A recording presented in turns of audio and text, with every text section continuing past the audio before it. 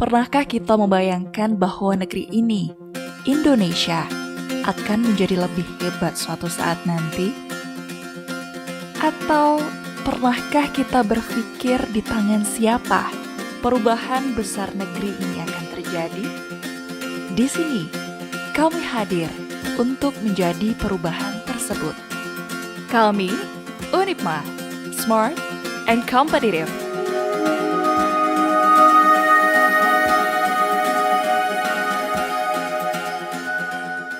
Assalamualaikum warahmatullahi wabarakatuh.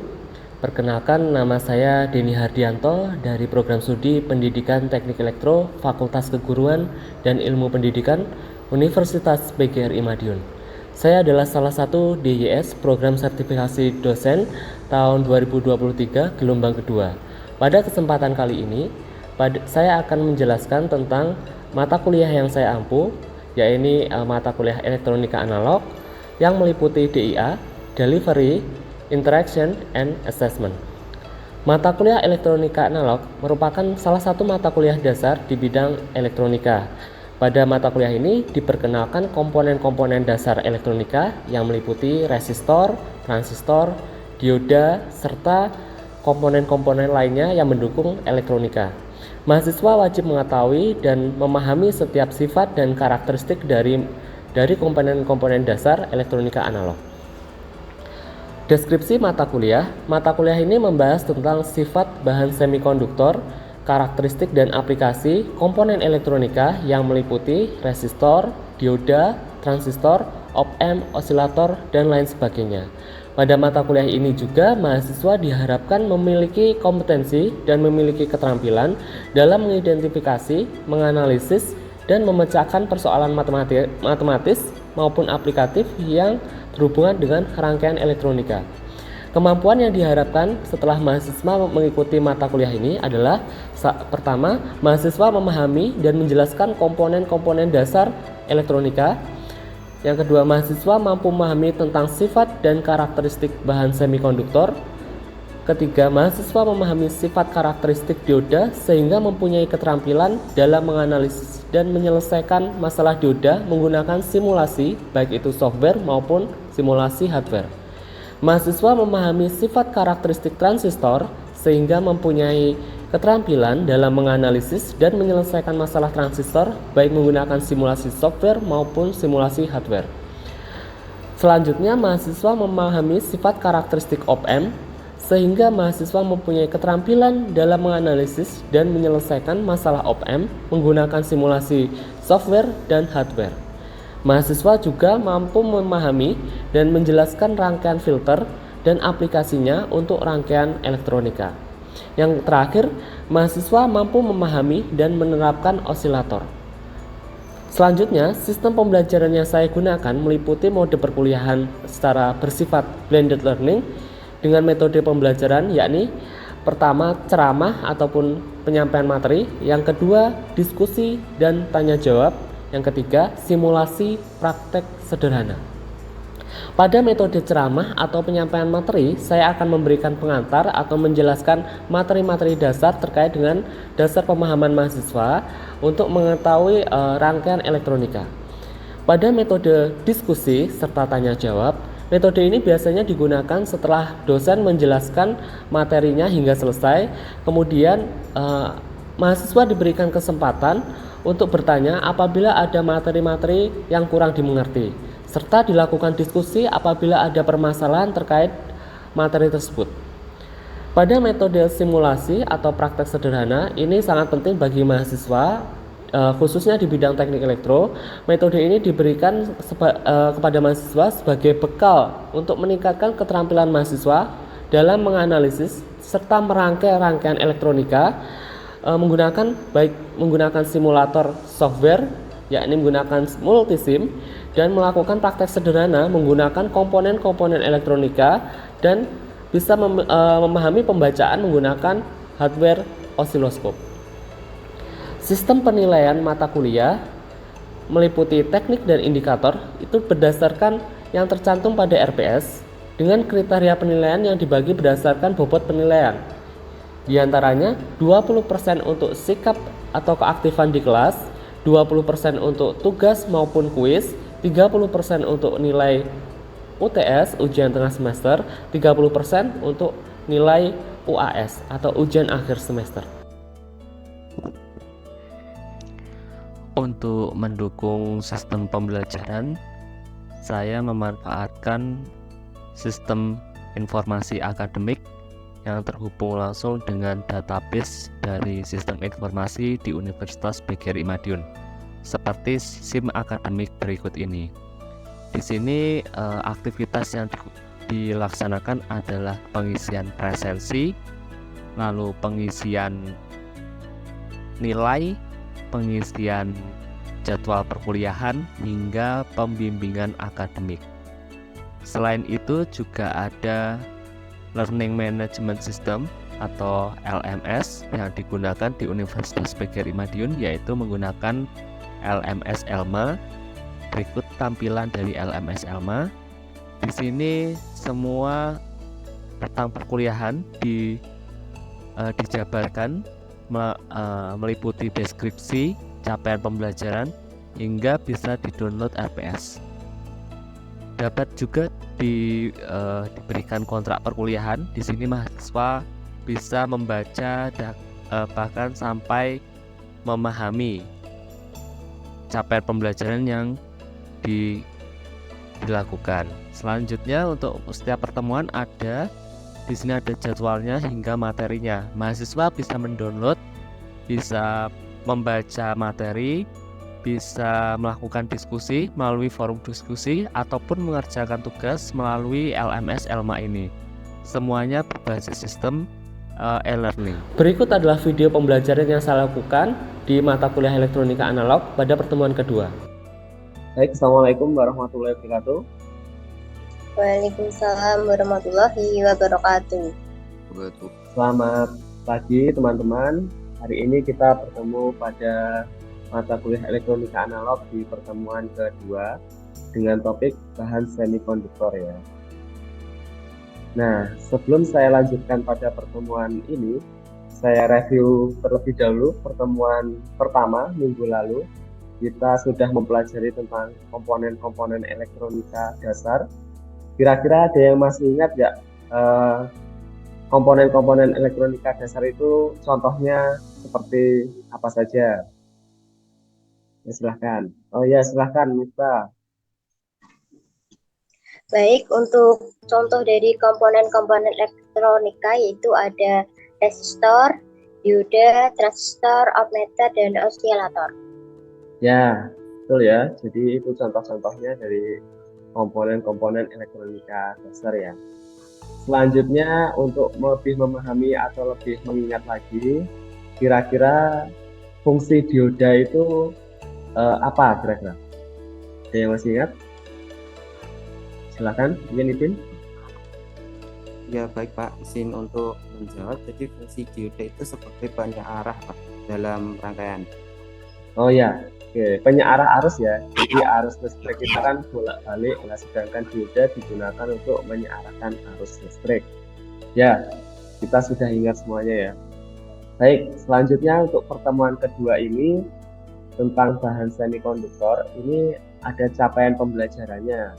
Capaian pembelajarannya di antara lain adalah mahasiswa dapat menjelaskan pengertian bahan semikonduktor. Yang kedua, mahasiswa dapat memahami dan menjelaskan struktur atom semikonduktor ekstrinsik maupun semikonduktor intrinsik. Selanjutnya, mahasiswa dapat menjelaskan terjadinya bahan semikonduktor tipe N dan tipe P. Nah, ini capaian pembelajarannya. Nah, sebelum itu kita review materi terlebih dahulu terkait dengan bahan. Kita mengenal ada 3 jenis material ya. Di antaranya ada konduktor, itu memiliki konduktivitas tinggi, resistivitasnya rendah. Artinya konduktor itu bisa mudah mengantarkan arus listrik. Contohnya ada tembaga, emas, dan perak. Nah, bahan yang kedua yang sering kita dengar itu adalah bahan isolator. Isolator itu memiliki konduktivitas rendah, resistivitasnya tinggi. Artinya dia sulit menghantarkan arus listrik. Contohnya adalah gelas, keramik, ataupun plastik. Nah, yang kita pelajari saat ini adalah bahan semikonduktor. yaitu bahan di antara bahan konduktor maupun isolator ya. Dia memiliki konduktivitas, resistivitas yang dapat diatur dan dapat bersifat sebagai konduktor maupun isolator ya. Jadi di antara dua bahan itu. Kemudian apa itu semikonduktor? Disebut juga bahan semi atau setengah konduktor karena bahan ini memang bukan konduktor murni, tetapi bisa bersifat sebagai isolator maupun bersifat konduktor. Itu tergantung dari temperaturnya ya. Ketika temperaturnya berubah dalam suhu 0 Kelvin atau dalam kondisi murni bersifat sebagai penyekat.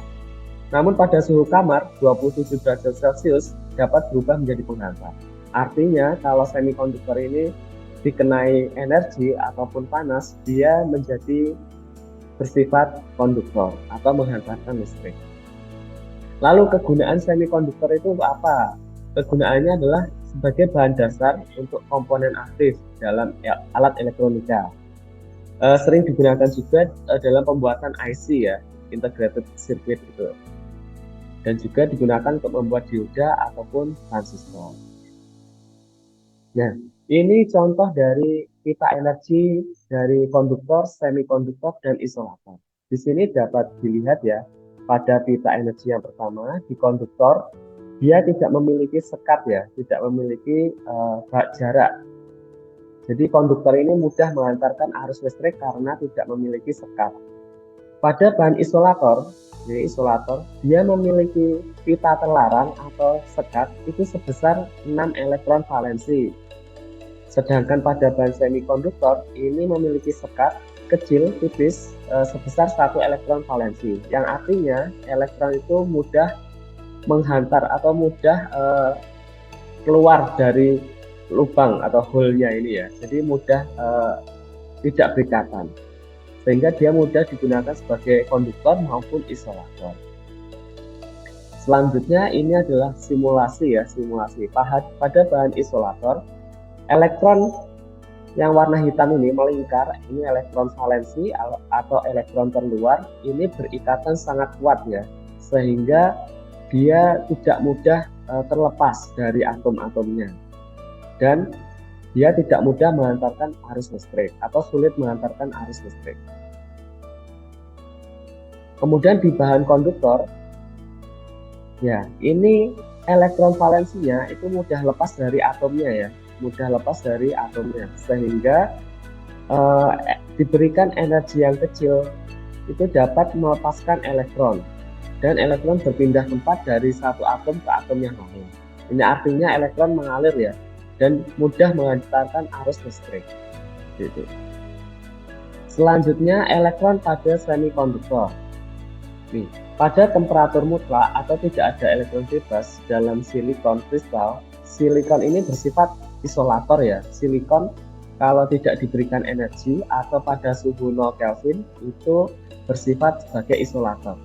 Tetapi apabila dikasih energi atau panas ya, seperti ini api unggun misalkan, api, maka elektronnya ini mudah terlepas ya. Mudah terlepas dan dia akan berpindah-pindah dari satu atom ke atom yang lain. Sehingga dia dapat digunakan untuk menghantarkan arus listrik atau bersifat konduktor. Nah, ketika elektron tadi terlepas, maka dia akan meninggalkan yang namanya lubang atau kekosongan ya, Ini lubang ini memiliki sifat positif atau maksudnya bermuatan positif lubangnya. Ya, jadi lubang ini selain bermuatan positif, dia akan menarik ataupun menangkap elektron-elektron bebas. Elektron yang terlepas dari atom-atom akan ditarik oleh lubang ini atau muatan positif ini ya. Kemudian apabila ditambah panas ya, yang semakin panas, maka akan banyak elektron-elektron yang terlepas dari lubang-lubangnya. Dan semakin banyak juga lubang-lubang atau hole tadi menarik elektron-elektron yang terlepas atau yang mendekatinya ya. Nah, seperti itu ilustrasinya. Kemudian pada pita semikonduktor, pita energi ya, ini bisa diperhatikan pada suhu rendah maka tidak ada elektron yang terlepas atau yang melewati dari pita valensi ke pita konduksi, tidak ada. Karena di sini semikonduktor bersifat sebagai isolator. Sedangkan pada suhu tinggi ini pita valensi pada yang bawah itu mudah melepaskan elektron valensi ke pita konduksi, sehingga dia mempunyai sifat mudah mengantarkan arus listrik ya, gitu. Nah, di sini silakan ada yang ditanyakan sampai di sini. Kira-kira yang mau bertanya silakan. Ada nggak tadi? Saya Pak izin bertanya. Ya, silakan Nirul. Contoh dari bahan semikonduktor itu apa saja Pak? Ya, oke. Contoh dari bahan semikonduktor. Kita lihat ya di sini. Nah, ini contoh dari bahan semikonduktor, kita bisa melihat di tabel periodik ya. Di sini contoh dari bahan semikonduktor yang sering digunakan adalah silikon dan germanium ya, yang saya tandai warna merah ini, silikon dan germanium. Meskipun yang lain juga bisa ya, di kolom 4 ini di tabel periodik ada karbon, silikon, germanium, dan tin. Ini semua bisa digunakan sebagai semikonduktor. Tapi yang sering digunakan adalah silikon dan germanium. Nah, kita akan bahas terkait ini di slide selanjutnya. Oke, sebelum itu saya menjelaskan tentang jenis-jenis semikonduktor ya. Ada 2 jenis semikonduktor. Yang pertama, semikonduktor intrinsik. Itu merupakan semikonduktor murni tanpa adanya doping. Doping itu berarti tambahan ya, atau pengotor. Sedangkan semikonduktor ekstrinsik, ini semikonduktor yang diberi pengotor atau doping berupa atom-atom dari kolom 3 atau kolom 5 dalam tabel periodik dalam silikon. Nah, tadi ya di tabel 3 itu ada boron, aluminium, gallium, dan indium. Sedangkan di kolom 5 ini ada nitrogen, fosfor, arsenik, dan antimun.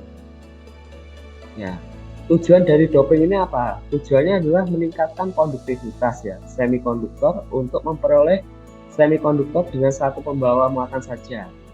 Pembawa muatan elektron saja ataupun hole saja. Ini nanti ada hubungannya dengan dioda ya, dengan semikonduktor tipe N ataupun tipe P yang akan dihubungkan dengan dioda.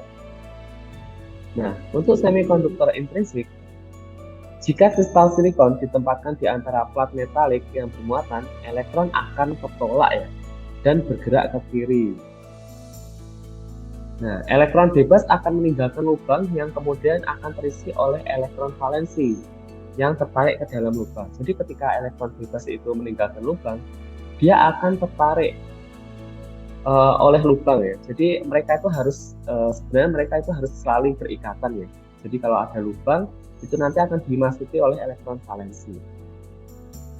Semakin besar panas, maka semakin kecil resistansinya. Resistansi itu hambatan ya. Jadi semakin panas, hambatannya semakin berkurang, otomatis dia bersifat sebagai konduktor atau mudah mengalirkan arus listrik. Nah, seperti ini ya. Kemudian ini contoh dari silikon pada suhu 300 derajat Kelvin itu mudah terlepas ya, elektron bebasnya dari holnya itu mudah terlepas karena semakin panas otomatis semakin mudah mengantarkan arus listrik. Sedangkan semakin dingin atau rendah suhunya itu dia akan bersifat murni sebagai isolator atau sulit mengantarkan arus listrik. Kemudian pada doping, ini semikonduktor intrinsik dapat dibuat lebih bersifat konduktor dengan menambahkan atom lain ya, bersifat konduktor ya, mengantarkan arus listrik dengan menambahkan atom lain. Di sini ditambahkan atom T atau fosfor ya. Suatu semikonduktor yang didoping dinamakan semikonduktor ekstrinsik. Nah, ada dopingnya berarti ekstrinsik ya. Menambahkan jumlah elektron bebas, menambahkan atom pentavalen. Penta itu berarti 5 elektron valensi ya. Atom pentavalen itu di kolom 5 tadi tabel periodik ada arsenik, antimoni, fosfor, dan atom pentavalen ini disebut atom pendonor ya. Karena dia kelebihan elektron sehingga dia lebih suka mendonorkan elektronnya. Nah, ini atom pentavalen itu memiliki 5 elektron valensi ya. Artinya elektron valensi itu elektron yang melewati orbit paling luar. Ada 5, sedangkan ikatan itu ada 4.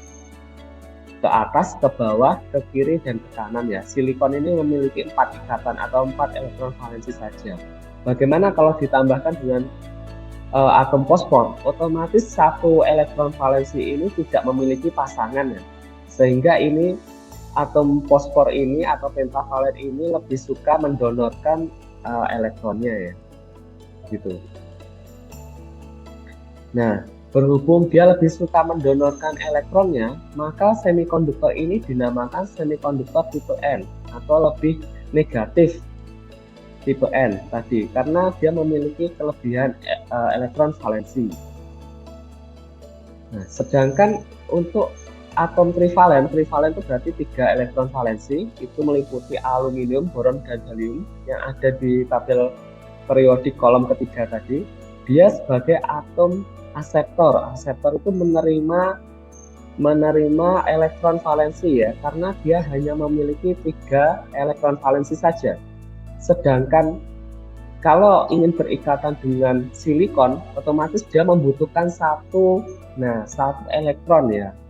1 elektron lagi untuk berikatan dengan silikon. Yang ini kan tidak ada pasangannya. Otomatis dia membutuhkan donor gitu ya.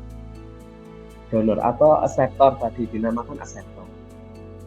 Maka semikonduktor ini dengan adanya tambahan boron dinamakan semikonduktor tipe P atau lebih positif tipe P ya. Begitu. Ini nanti hubungannya dengan dioda ya teman-teman. Dioda itu gabungan antara semikonduktor tipe N maupun tipe P. Nah, kesimpulan yang dapat kita tarik pada pertemuan hari ini adalah yang pertama, pengertian semikonduktor merupakan bahan yang dapat bersifat sebagai penyekat maupun penghantar, dan perubahan sifatnya dipengaruhi oleh temperatur ya. Yang kedua, ada 2 jenis semikonduktor, yaitu ekstrinsik maupun intrinsik. Kalau intrinsik itu semikonduktor yang murni, sedangkan ekstrinsik itu semikonduktor yang diberi pengotor atau doping. Sedangkan yang kesimpulan yang ketiga, ada 2 macam proses pada semikonduktor ekstrinsik. Tadi sudah dijelaskan, yaitu semikonduktor tipe N maupun semikonduktor tipe P, karena ada tambahan doping atom pentavalen maupun atom trivalen. Ya, ini daftar pustaka yang dapat kalian pelajari ya. Ini juga dapat di-download melalui LMS Elma. Ini ada 5 daftar pustakanya.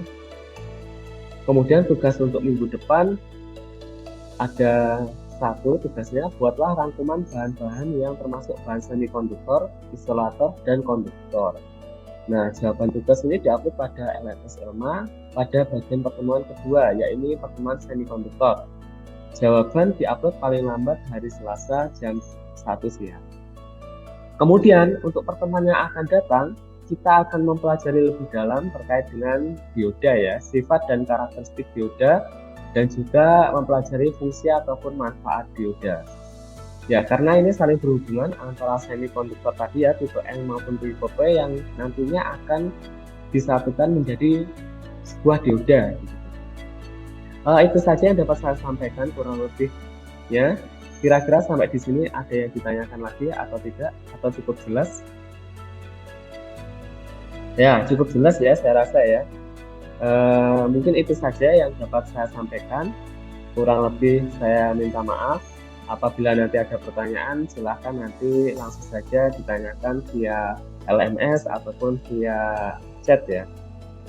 Itu saja yang dapat saya sampaikan. Saya tutup kuliah hari ini. Wassalamualaikum warahmatullahi wabarakatuh. Waalaikumsalam warahmatullahi wabarakatuh.